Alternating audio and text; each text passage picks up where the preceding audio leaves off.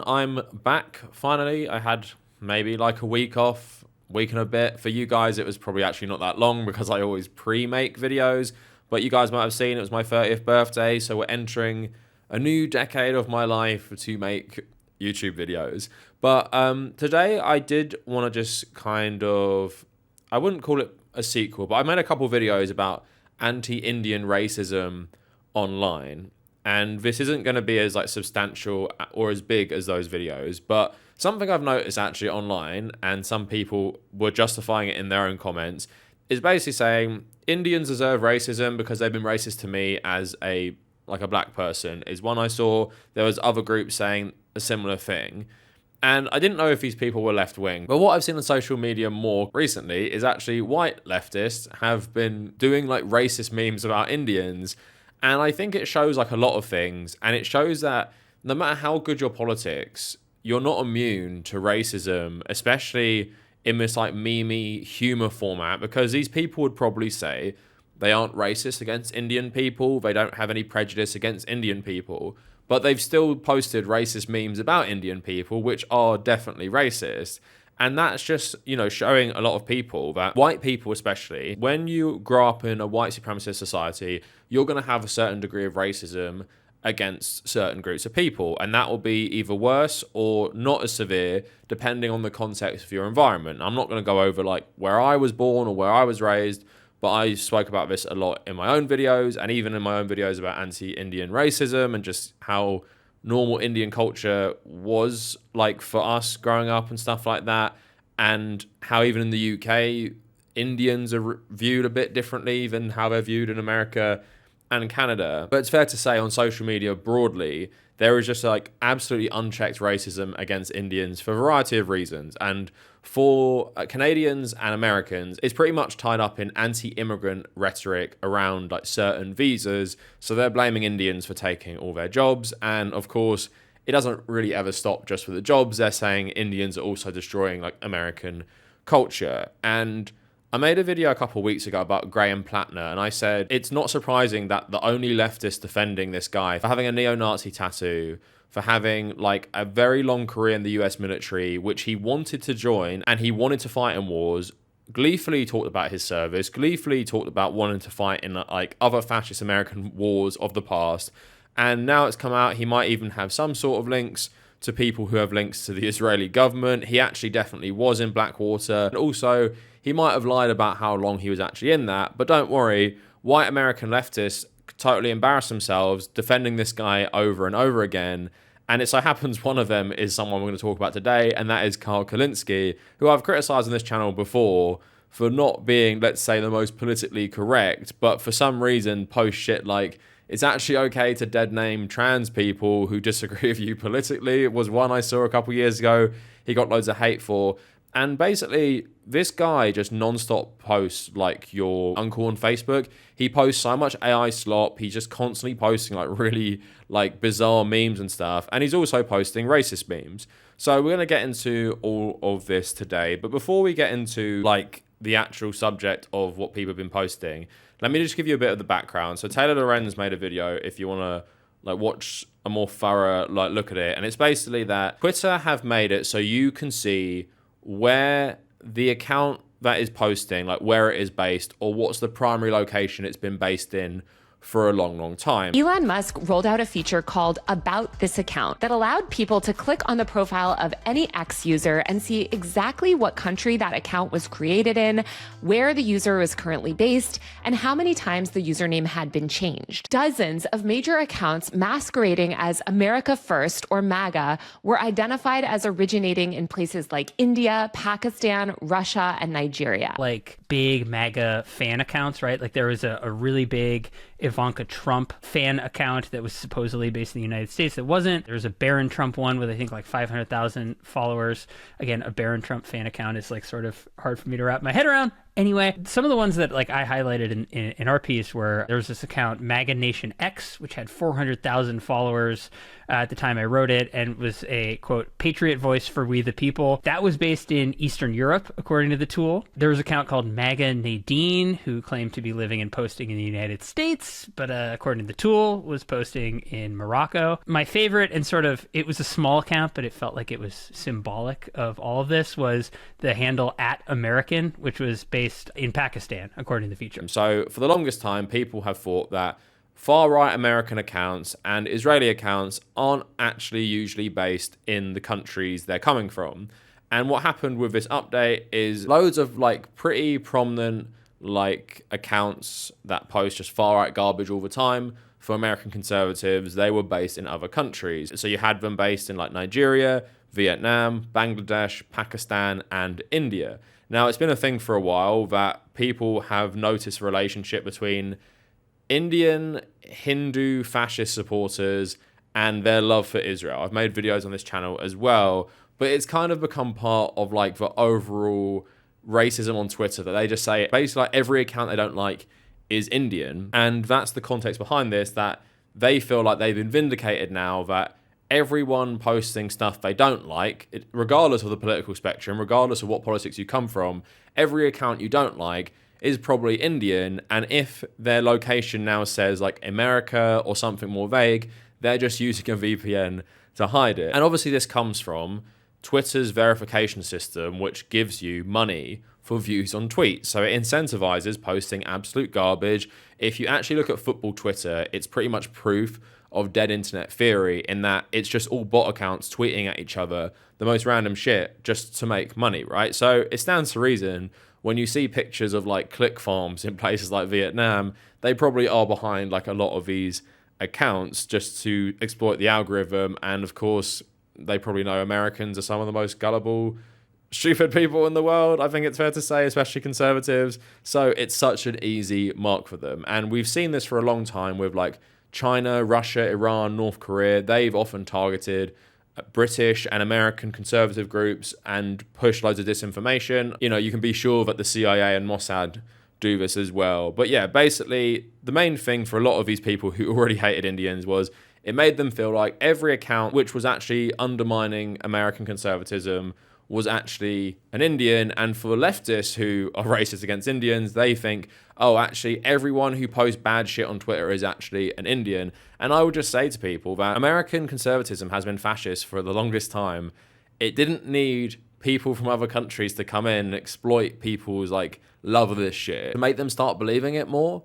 And I feel like that's kind of the tone I'm seeing, is that Indians, Vietnamese, Bangladeshis, Pakistanis, they've been destroying America on social media for money, basically. Nothing about American society, nothing about America just being a fascist hellhole. No, it's Indian and Vietnamese click farms which have destroyed America. And if only that didn't exist, then Americans would all get on together. So just an example of leftists doing this shit as well. So there's one account followed by Zach Polanski called Sarah. Now, they primarily post about wrestling and also left-wing politics, right? And I found this really bizarre. There's an account called Wrestle Cringe, and it has 10,000 followers, it's verified, and it's an account based in India. Now, when you go on this account, although it does post like some sloppy tweets and stuff, it's pretty clearly not run by a bot. It's run just by someone who loves wrestling in India, right? And there were people already calling them out saying, it isn't just happening in politics. And then some of them saying, is there a problem being from India? I don't know, this seems kind of racist to me. Now, this person, Sarah, had been posting about the Twitter thing already, reposting memes like this about like how some white supremacist accounts are from countries like India. And then someone posted, sign of low testosterone, you hate someone because of their location. Sarah saying, 3 guesses where this guy is from and the first 2 don't count. Now, a lot of actual like white supremacist accounts have been saying this just to make everyone guess they're Indian accounts, even when they're not. So to them, that's something like only an Indian person would tweet. And then replying to a Wrestle Cringe tweet, I couldn't find what one, but at the same time, I've gone through Wrestle Cringe's tweets and they're just like about wrestling pretty much. They're not about politics. And just post a meme saying, you are Indian. So to respond to someone's tweet about wrestling on the left, you use Indian as a slur. Like, Indian is just bad. and you are an Indian, so I can just say that to you, and that is an insult. And I think this just shows what Twitter brain poisoning does to people. And because often white people are already racist anyway, if you exist in an environment where everyone just spamming like Indian as a slur, oh my God, you're an Indian scammer on Twitter, destroying Western democracy by posting fascist shit all the time, then suddenly you think it's okay to actually just say to someone, as an insult, yeah, you're an Indian. Like, that's bad. You're an Indian, and I've owned you because I've said that. And even the person's apology was pretty insane. You need to address the racist bullshit you said instead of posting through it. Yeah, actually, I should. What I posted was wrong, and I'm sorry. Someone replying, what you posted was pretty gross. This feels very shoulder brushy, almost like it wasn't a big deal. I apologize if it does, but I don't think it would convince anyone if I wasn't direct about it. But I'm not going to make any excuses. It was wrong. And I actually do agree that this sort of trolling based on national origin is awful, and I should not have posted it. Come on, that is not someone who is actually sorry for what they said. Because if you actually realize the shit you're playing into on Twitter, I expect an apology to kind of recognize that. Like, even saying national origin, like, you can say that if you want, but we all know Indian has been insanely racialized on social media. India is such a diverse country. You're just using India to mean something you've created in your head, which probably is like, I don't know, very dark-skinned South Asian man who probably loves Israel and is like extremely conservative and hates women or some shit like that, right? That's the popular one I see going around. Oh, and is also a scammer. So there's a connotation when you're using Indian as a slur that is racist, and you're not just trolling based on a country's origin. And the failure of this person to even recognize how racist it is as they start saying to people in that context as well, can't remove the context of Twitter and the shit they've been reposting. Yeah, that is actually racist. But this person constantly posts like anti-fascist, left-wing stuff, loads of progressive things, and that just shows you it doesn't matter how good your politics are. And it shows, and we spoke about this with like leftist men treating women like shit. It doesn't matter if you believe all the good things. Like, if you believe all the good things, you believe in racial equality, you believe in gender equality, you believe that we're all equal, we're all victims under capitalism, we should unite together. It doesn't matter because you just see some edgy memes and you decide to actually download that picture to use against a wrestling page that you don't like, that isn't actually really posting anything about politics, and you decide to use Indian as a slur against them. And when this account wasn't even trying to hide it, right? So you're literally just copying far-right memes because what? Because you're racist. That is pretty much it. And if we go a bit further, Carl Kalinske has also been doing this, and he's one of these big Graham Plattner simps. Again, the former neo-Nazi Blackwater mercenary who did multiple tours of Iraq and Afghanistan, has never apologized for anything, and in my opinion, probably used to be an actual fascist. Kyle loves this guy, and so do a lot of American leftists who think they're pretty revolutionary when it comes to talking about Palestine, not so much when talking about domestic politics. And he posts on his account, which all the white supremacists love, by the way, I am an American. Yes, I like Hitler. Now, this cartoon of an Indian person is based on a real Indian person. Now, I haven't been able to confirm this beyond this Twitter account, but this is a real picture of an Indian man, it appears. And what this account was saying is the person in this is called Mr. Rajendra Panchal, and at the age of 1, he fell on his face and broke his jaw, which remained fused shut, and due to financial constraints, his parents could not get him treated. Growing up with a deformity, he faced taunts about his appearance, and for 38 years, he survived on a liquid diet. In 2017, Dr. Garde performed corrective surgery free of cost, and the surgery was successful, allowing him to eat solid food and speak clearly. For the first time in 2017, after nearly 4 decades, he ate solid food. So yeah, this appears to be somewhat true. Like, I can't verify it. I'm not doubting it based on the merits of it. But what has happened is white supremacists have found this guy's picture and they're just using it as a stand-in for Indian, right? So Kyle saw that and thought, yeah, like, I absolutely love it. And even this meme he posted, it's probably a far-right conservative meme, because a lot of them are saying that people like Nick Fuentes and people who say shit like they like Hitler and stuff, they're wreckers of the conservative movement. That they're trying to make conservatives look bad by saying this shit. So they're saying it's actually all Indians running this account, trying to cause division among us, and it's Indians destroying America from within. So that's what Carl is posting here. And Carl, again, is posting a guy who's had a pretty terrible life and then has become, without his knowledge, a meme. He's just reposting it like he is your racist boomer uncle. And again, like I was saying, leftists just have this racism problem, even though they don't think they do. Whether that's supporting Graham Plattner without being critical of all the people he killed in the Middle East and how he just doesn't fucking regret it and that you trust his judgment as a leftist, whether that is just reposting racist anti-Indian memes you found on conservative Twitter and just not taking it down anyway. While there's so many white supremacists loving this tweet under Carl's post, there's loads of leftists who are saying you're just being racist. Like, why is this still up? And also, if it needs to be spelled out for people, memes like this just play into further dehumanization about Indian peoples because things aren't posted without context. The meme at the moment on Twitter especially is that all Indians are scammers and that all they do is steal American jobs, steal Canadian jobs. They don't ever integrate, and it's just the bog standard anti-immigrant rhetoric you see being repackaged for Indians in America. And then you have this other stuff that they're like, all the Israeli accounts are run by Indians, all the American far-right accounts are run by Indians. Indians are just what, like all just terrible people who want to scam Americans at every opportunity and just love fascism or some shit like that. Like, that is what you're playing into. And these people like Kyle and that other person, they don't even think it's racist, probably. Like, they save these memes and think it's funny, and then they repost it. Because, yeah, you can have a conversation about all these far-right accounts being run by people from other countries, right? And then talk about why that is happening and why that has been happening for like the last 10 years. We've known that for a long time, that intelligence services from Russia, North Korea, Iran have been doing this already before the verification system. And it's just made it so any click farm in any part of the world can just monetize hatred and just use AI to just copy other people's posts and post them. But you don't need to use that to then just demonize Indians even more, because even with using the Indian example, I've seen loads of accounts that are far right. They're not just from India, they're from Pakistan, Bangladesh, Nigeria, Vietnam, and other countries.